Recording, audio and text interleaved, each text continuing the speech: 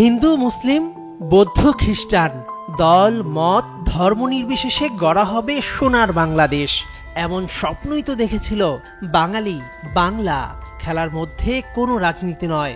মাঠে যখন খেলে ওরা 11 জন, গোটা জাতি এক হয়ে লড়ে ওই লাল সবুজের পতাকাটার জন্য। সমস্বরে গায়, আমার সোনার বাংলা, আমি তোমায় ভালোবাসি। 24-এর গণঅভ্যুত্থানে দেশ স্বাধীন হবার পর গা ঢাকা দিয়েছে আওয়ামী লীগ। ডক্টর মোহাম্মদ ইউনূসের নেতৃত্বে অন্তর্বর্তীকালীন সরকার দেশ পুনর্গঠনের দায়িত্ব নিয়েছে। নগরে আগুন লাগলে যেমন দেবালয় মুক্তি পায় না, ঠিক তেমনি দেশ সংস্কারে প্রতিটি ক্রীড়া ফেডারেশনে লেগেছে সংস্কারের ছোঁয়া। বিসিবিতে শেষ হয়েছে নাজমুল হাসান পাপন অধ্যায়। নতুন সভাপতির দায়িত্বে ফারুক আহমেদ আর পরিচালকের ভূমিকায় ক্রিকেট কোচ নাজমুল আবেদিন ফাহিম। বাংলাদেশের অন্যতম প্রধান রাজনৈতিক দল বিএনপি মনে করে যোগ্য লোকের হাতেই উঠেছে নেতৃত্ব।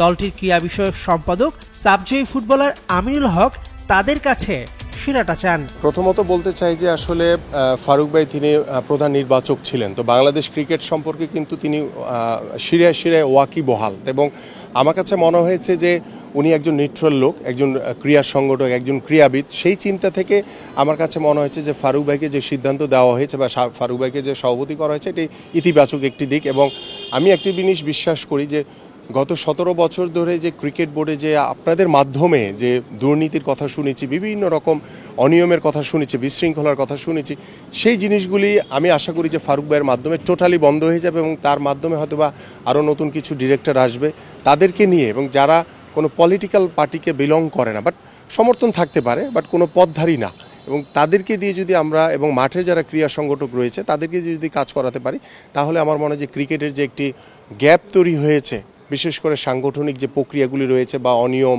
বা ফাইন্যান্সিয়াল যে ম্যাটারগুলি নিয়ে বিভিন্ন অনিয়মের কথা আমরা শুনেছি, এগুলি আশা করি সলভ হয়ে যাবে। কোনো ফেডারেশনে 2বারের বেশি সভাপতি হওয়া যাবে না। খেলোয়াড়ি জীবন শেষ হবার আগে ঢোকা যাবে না কোনো রাজনৈতিক দলে। ক্রীড়া উপদেষ্টা আসিফ মাহমুদের এমন সিদ্ধান্ত বাস্তবায়নের অপেক্ষায়। সেটি বাস্তবায়ন হলে ক্রিকেটার সাকিব আল হাসানের রাজনৈতিক ক্যারিয়ারের ইতি ঘটছে কি? ক্রীড়াঙ্গনে দুর্নীতিবাজ কর্তাদের তালিকা করতে ইতোমধ্যে কাজ শুরু করেছে সার্চ কমিটি।